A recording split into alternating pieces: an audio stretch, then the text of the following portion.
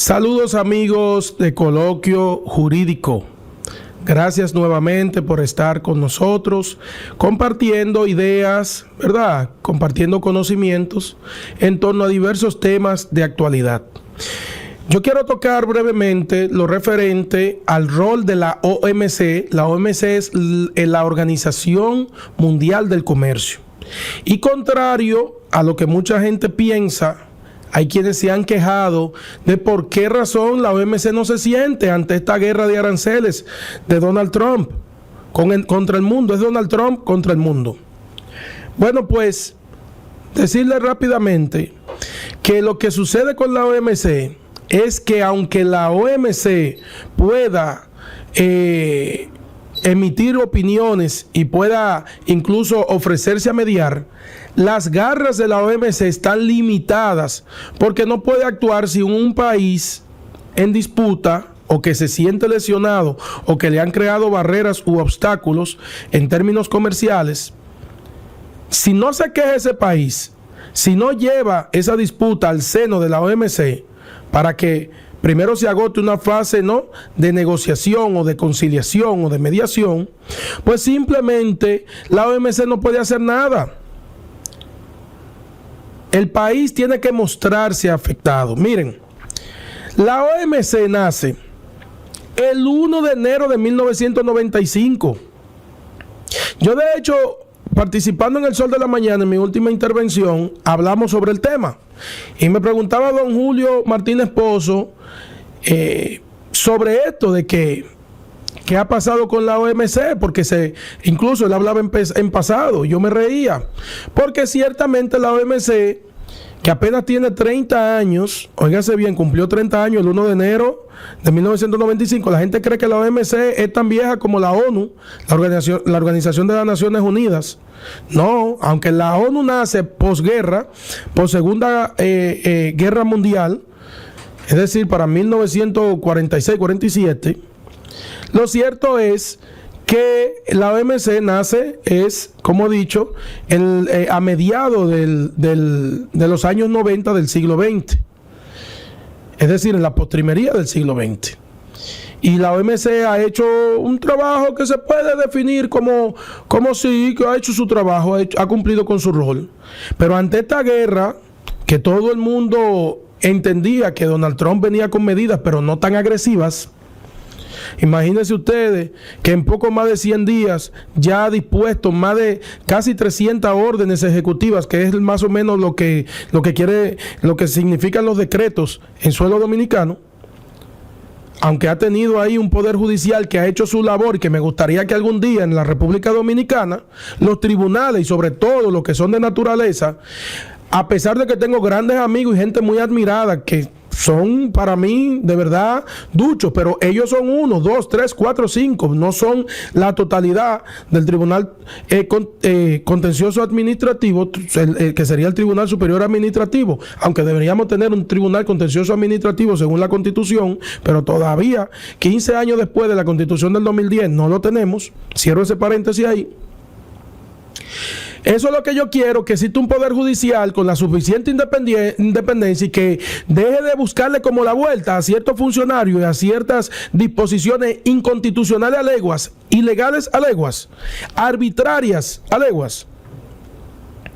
Y que dejen de estar y que pasando de la mano y que cuando hay una acción o una demanda de responsabilidad patrimonial simplemente excluyan al funcionario, sabiendo ellos que ahí no funciona nada, ni se mueve una hoja en una institución si no es el funcionario que lo dispone.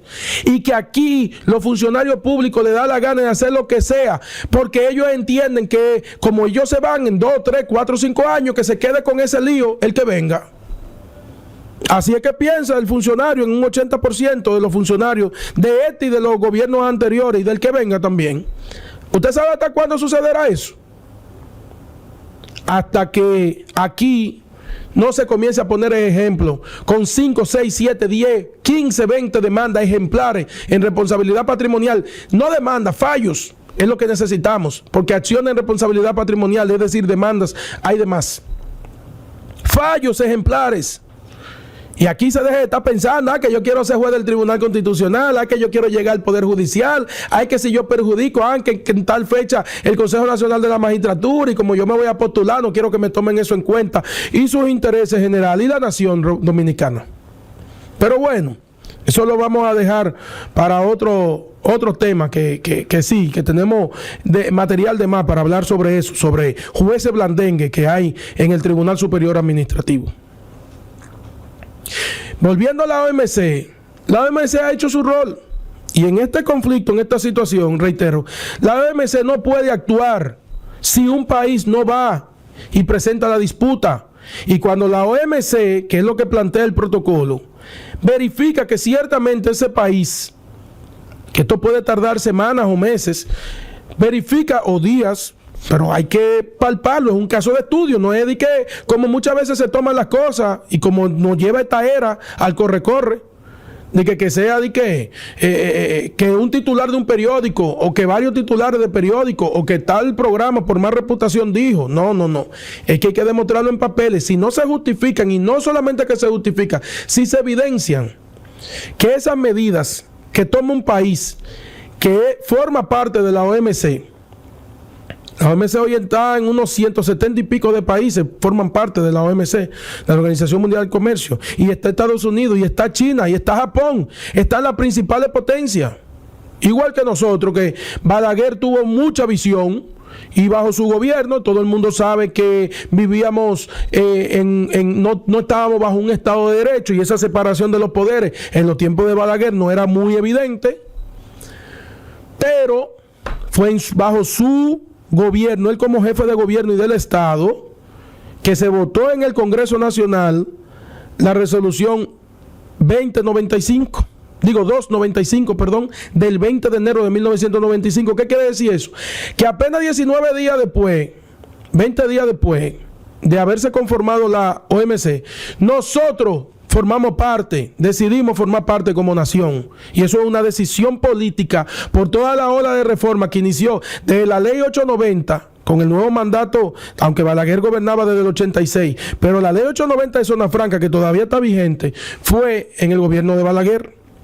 Pero el Código Tributario, que ahora en mayo, en este mes de mayo, cumplió nada más y nada menos 33 años, aunque el Código Tributario entró en vigor en enero del 1993, pero fue en el gobierno de Balaguer. Que fue que unas negociaciones, que ahí vino el mal, que si vino el tema de las exoneraciones, que los legisladores, que para presionar, que esto y que aquello. Sí, pero ese Código Tributario, gracias a ese Código Tributario, no se paga un 45 ni un 50%, y cuidado, de un impuesto sobre la renta que era sumamente abusivo en esa época. Que todavía hay que revisarlo hoy en día, claro, pero ya eso es otro tema, la reforma tributaria. Y sobre todo el pacto fiscal que necesitamos como país. Sin embargo, en el caso de el Código Laboral, también fue promulgado en 1992 en el gobierno de Balaguer. La ley 1695 de inversión extranjera fue en el gobierno de Balaguer. Los avances en materia de propiedad intelectual y las dos leyes que tenemos hoy en día fueron comenzados a trabajar en los gobiernos de Balaguer. Y ni se diga la ley de competencia, aunque luego fueron fruto del DERECAFTA. Sí, ahí se apresuró porque había una exigencia del papá mayor, que es Estados Unidos, y de los demás países que también formaban parte del DERECAFTA, aunque nosotros fuimos el país que más tarde entró. Pero ciertamente, señoras y señores, hay que entender de dónde viene cada cosa para saber dónde estamos hoy. ¿Qué pasa? Que ante esa guerra arancelaria de Trump contra el mundo, y sobre todo contra China, que llegó a ser hasta de un 125%, ¿qué se logró? Bueno, ya se logró en consenso. Estados Unidos y China se sentaron en la mesa del diálogo. No le dio tiempo a la OMC de hacer absolutamente nada, porque ya ellos se pusieron de acuerdo, un 30%, una tregua de 90 días. China sigue con un 10% de Estados Unidos le puso un 30% a China. Y eso está sucediendo con otros países porque Donald Trump tiene en su cabeza que todo el mundo tiene que darle algo a cambio. Así que está negociando a la clara. Dame algo a cambio y vamos a ver. Pero el 10% que se decidió al inicio, en el caso dominicano, sigue vigente. Aún la tregua que otorgó a todos los países. ¿Se puede decir que Trump tiene al mundo en sus pies hoy en día? Yo creo que él tiene una papa caliente. Y por eso ha tenido que entender que sin negociación no se llega a ningún lado, que imponiéndolo no se llega a ningún lado. ¿Cuándo la OMC va a disponer el arancel compensatorio para que los países que se vean afectados le impongan? Es decir, permita que esos países puedan imponer, y tiene sus límites en cuanto a los montos de exportación, importación. ¿Pero cuándo? Cuando los países en disputa, por ejemplo, como ha sucedido con la Unión Europea, ya se puso de acuerdo con Inglaterra, con Reino Unido, que ya no forma parte de la Unión Europea, pero los 27 países que sí forman parte de la Unión Europea, adivinen, están aún en contra de Trump. Y ellos tienen la esperanza de que, así como sucedió con Inglaterra, antiguo miembro de la Unión Europea, suceda con ellos. Lo único que ellos han dicho: nosotros no vamos a negociar de manera individual porque nosotros somos la Unión Europea. Aunque seamos 27 países individuales, conformamos a su vez un organismo supranacional que los defiende a todos sus intereses. Las directrices de la Unión Europea repercuten en todos los estados.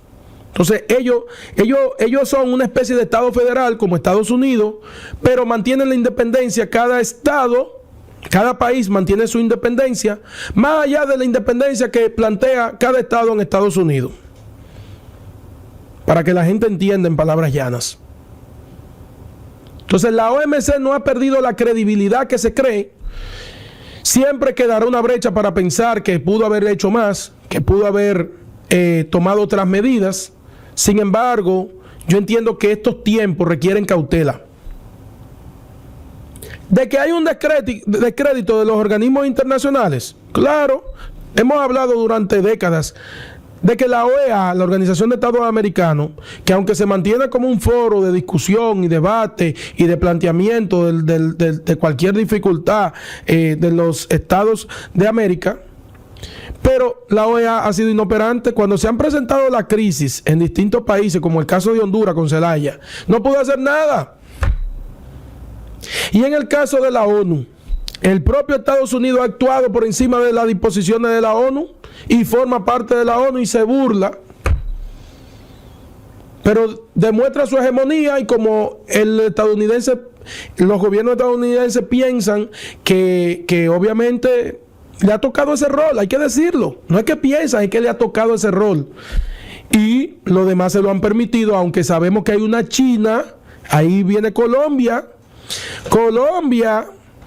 acaba de unirse, y Chile, Boric, acaba de unirse, óigase bien, a aquellos países que han reconocido la importancia de la ruta de la seda, como se le ha denominado aquel proyecto, aquel plan de China para tener una ruta alterna en términos comerciales. Y todos esos países lo están haciendo a cambio de algo. Lo que Donald Trump dice de manera llana y directa, deben algo, China le está dando a todos estos países algo. Señores, muchísimas gracias por acompañarme como siempre. Por favor, suscríbanse, den like, activen la campanita para que les lleguen las notificaciones de los nuevos audiovisuales que vamos grabando en el tiempo. Y por favor, siempre apostando a que crezcamos como comunidad para mantener a la gente al corriente con los principales temas de la actualidad dominicana. Muchas gracias.